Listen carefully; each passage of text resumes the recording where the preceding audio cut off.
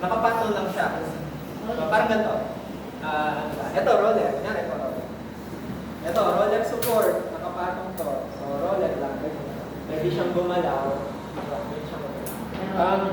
Force lang niya pinipigilan is ito lang. Yung tinutuko niya to. So, ano lang, no? Vertical. Okay? Review na.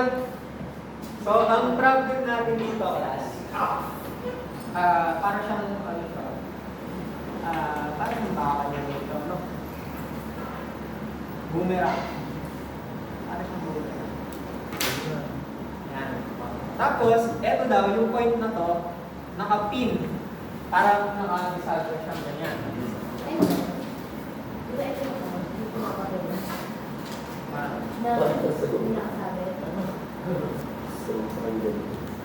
Yan, naka-desalver siya. Ano sa Tagalog ang pin? Ano sa English ang desalver? Alin sir, bisan ka lang. Yung hinge. So sa C, roller. Sa B, pin. Sa point A, nandito yung force. Yung force natin, pag ito, favorite ko niya mo. Hindi. Yung Y. Naka-L. 35 degrees. That's 40 minutes. Yan. Tapos, itong pin at B, pag dinrawing natin yan, tinignan natin dito. So, pag tinignan ko dito yan, front view, ito yung itsura niya, class. Hindi nakadrawing dyan, no? Ito yung bakal, ito. Pag dinrawing ko yan, bakal. Ayan. Ayun yung vertical, sir. Sa may likuran. Ano? Sa may likuran. Ito yan, ito. Pag tinignan natin sa harap, ito yung itsura niya. Tapos, meron dito, sabihin natin tornilyo na lang ulit. Bring ko lang. Yan. It's yun ang duro, no? Yan yung pin, sabihin yung B na naka-front view, ito naka-side view. So, kapag may tumulot dito, class, or may humila dito, syempre, anong nangyari dito? Mararamdaman niya to, di ba, yung paghila na yan. Tinatanong dito, class, ano daw yung shear and stress na nararamdaman nitong pin sa B dito? Ayan. Ito, yung tornilyo to. Sabi niya, tornilyo to. Ayan. Anong nararamdaman ng stress ng tornilyo na yan? Kapag may 40 kilo yung pag nakamila. Isipin nyo, kung naka-front view yan, parang hinila ko pa ganito. Tama ba? Pag hinila ko pa gano'n. So, eto, makakaramdam ng stress. Ano yung stress na mararamdaman niya? So, para sa solution class, binigyan pala tayong diameter. Diameter daw nito is 20 mm.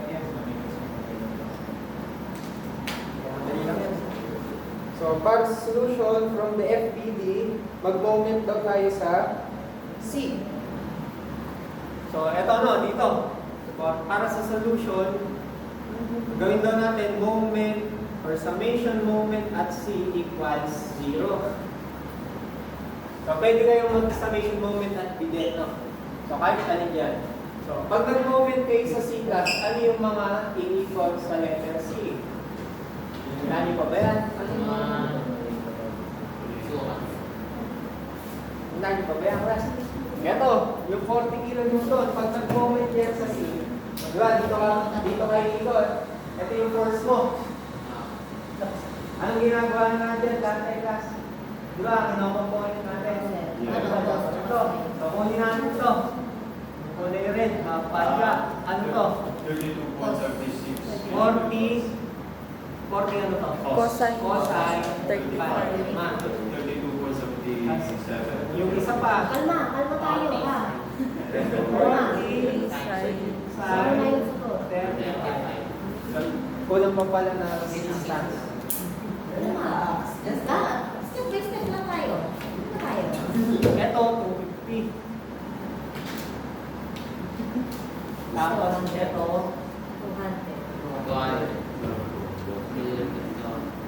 yan. Magmo-moment ka ngayon sa C. Ito yung force mo. So, itong 40, tinanggal natin sa isip natin, di ba? Ginawa natin dalawa. Dalawang to.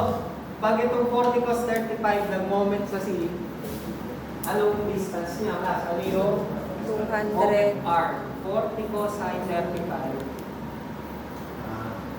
200. Diba? Force mo times distance ang kailangan mo. Ano yung distance? 200. Sa C eh. Sa C.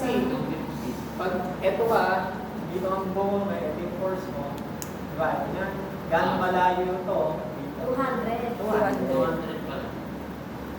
Gets? Ayun. Positive, negative. Positive, negative. Positive. Positive. Clockwise. Positive. Next, yung sign 40 sin 35. Magmo-moment ka sa C, gano'ng malayo dito dito? Ito yun, 250. Ano pa?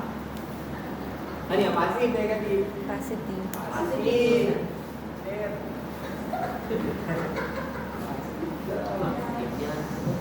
Positive to lang to. Ano pa, As? Ano pa yung mag-moment bukod dyan sa force? Yung reaction. Di ba may reaction dyan? Anong reaction? Or ilan yung reaction dito sa P? Pin yan, pin. Ilan ang reaction sa P? Class? Ilan niyo ba yan? Sa roller, ilan? Isa lang sa roller, di ba? Pataas, ganyan. Ano to? RC, ano yan? RCY. Dito, pin. Ilan ang reaction sa P? Dalawa. Isang RBY, tsaka RBX.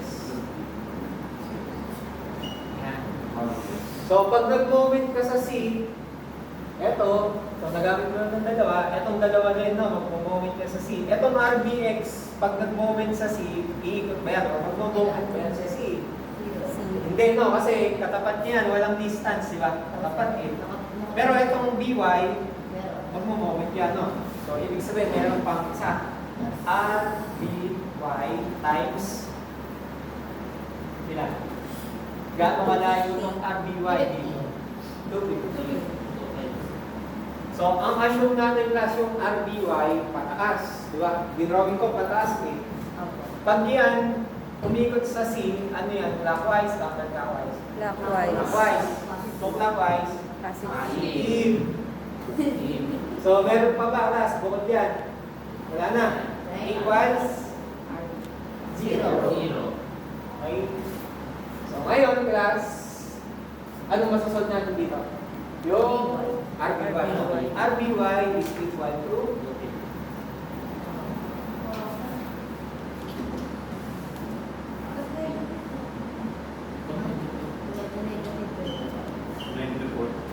negative 49.16 kilonewton. So, bakit negative? Anong ibig sabihin? Kaya nag-negative yan? Mali yung assume. Ibig sabihin, class, eto, hindi mo mataas, no? Oo. So, ito yung tamang drawing niya. Okay? So, lagyan na lang natin ang RBY 49.16 para may designation. Okay? May type pa naman. Next. So, after ng summation moment at C, ano yung masunod? Pwede kayo mag-summation forces X o kaya Y, no? Equal 0. Positive papunta sa kanan. So, alin dyan yung mga force X? Ano dyan? Ilalagay ko dito sa equation ko. 40 cosine 35. 40 cosine 35. Positive. Yes. Ano ba? Negative RBX. Yung RBX na lang, no? Yung RBX, ano yan? Dinrawing ko pakaliwa. So, ito dapat ay negative kasi pakaliwa. So, lalabas ngayon dito sa RBX equals yun lang, diba? Dalawa lang naman. RBX is 32.70. 32. Sakto. 277. 32.77. Positive. Positive. Ibig sabihin, tama to, no? Papunta sa kaliwa. I-drawing nyo na lang para mas maalala nyo. Kasi malimutan nyo kung saan pa. Okay. Meron pa ba? RBY, RBX. So wala na, no? So pwede natin kunin yung concrete nyo. Yung isa. Diba? Summation forces Y equals 0. Ano ba yan, class? 40 Sine sine 35. RBY. 49. Negative, no? Kasi pababa eh. Negative 49.16 plus RCY equals 0. So, RCY equals, kahit hindi mo kailangan, pero solve na yan.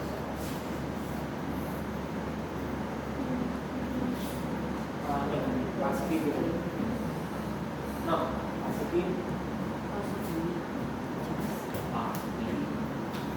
26.22. 26.20. Positive 26.22. So, pataas. Ito, no? Opo. Ayan. So, nakuha nyo na yung force, yung reactions. Ang tinatanong dito, class, is ano daw yung shearing stress sa pin, sa letter B. So, class, shearing stress ang hinahanap. Ang nakuha nyo, ano ba itong mga nakuha nyo? Mga reactions. So, ang reactions ay force, di ba? Mga force yung nakuha nyo. Ang hinahanap, shear, stress sa letter B. So, ito, hindi nyo nagagamitin kasi sa letter C ito eh. No? Reaction sa C. Itong dalawa class, reaction sa B. So, yan yung force sa letter B dito. Yan yung nararamdaman ng letter B nyo. Ngayon, kung ang hinahanap is stress, lalagyan nyo lang no, B over A. Ang problema, dalawa yung force nyo. Isang Y, isang X. Ano ba? Isang bababa, isang pangito. Eh, ang kailangan, makuha nyo yung force. Kasi isa lang naman yung nakalagay dito, di ba? Bilang force. Alin din yung gagamitin nyo? Kung may humingi ng pababa, tsaka pa kanan, alin yung gagamitin nyo dyan? Parehas. Kasi, di ba, magkaibang tao yan eh. So, kumbaga, pag may humihilan dito pababa, tsaka pakaliwa, ramdam mo yan pareho, no? So, mas malakas yan kung pareha sila. Ibig sabihin, kunin natin yung resultant force nitong dalawang to. Kapag pinagsama mo itong dalawa, ano yung equivalent nila? So, paano kukunin yun, class? Kunin natin yung resultant. RB. Ilan ito? Lesson number 8. Ito yata ng square root na RBY square plus RBX RBX square. RBX square plus RBY square. Pagkakunin nyo lang yung equivalent nitong dalawang to. Kasi itong RBX, naka-straight dito eh. Tapos yung RBY, naka-straight pababa. Ano kaya yung equivalent nila? Of course. So, square root ng 32.77 square plus square root ng 49.6. 59.08. Ilan? 59.08 kilonewton. So, mapapansin nyo, mas mataas siya, di ba? Kung ito ginamit nyo, mali kayo, ito, mali pa rin. So, ito yung gagamitin nyo dapat. Kasi ito yung pinakang force talaga, no? Yung resultant force sa letter B.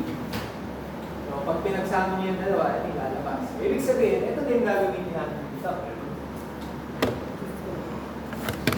So, yeah, 59.08 kilonewton divided by area. 20. So, plus, yung area ulit, no? Baka magkamali ulit tayo dito, class. Yung area, ito yung drawing. So, pag hinila yan itong force na to, ano mangyayari dito, class? Mawawasak siya into ilang place. Dalawa lang ulit, no? Dito. Kasi double shear yung tawag dyan, no? Yan, sa kulay red. Ibig sabihin, class, yung area na gagamitin niyo dito, dalawang pi Over 4. pi over 4. D square. D squared. Ang D nyo ay 23. squared. Tama. Pi. So, ayan ang class. Shear is equal to force over area. Gigapascal sagot, magiging sagot dyan, gigapascal. Ano yan? Ano sagot dito? Point something, no? Magiging point something. So, baguhin natin. Huwag natin gawin natin Newton. Tama ba? So, kung gagawin natin Newton times 1,000 pa. Divided by 1 kilometer. So, cancel ito. Ayan. Ayun yung magiging sagot. 94.03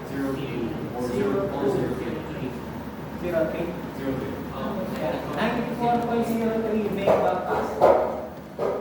So kung yung kanina yung ginawa, hindi kayo nag times 1,000, na magiging sagot yan siguro ay 0.094. 0.0.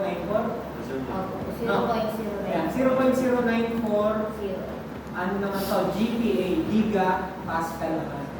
So basta tama yung unit nyo, kahit magkaiba ng itsura, iisa lang yan, no? Maanin yan yung sagot nyo. Plus, basta tama yung unit ha. Baka kasi mamaya, itong sagot nyo, 0.094, megapascal naman yung nakalagay, no? So, mali yun. So, aralin nyo ulit kung ano yung ibig sabihin ng mga units. Okay? So, ito class, Newton per mm squared. Ito, kilonewton per mm squared. So, kahit ako na dito yan. So, may tanong ba kayo? So, ano muna? Okay nyo muna.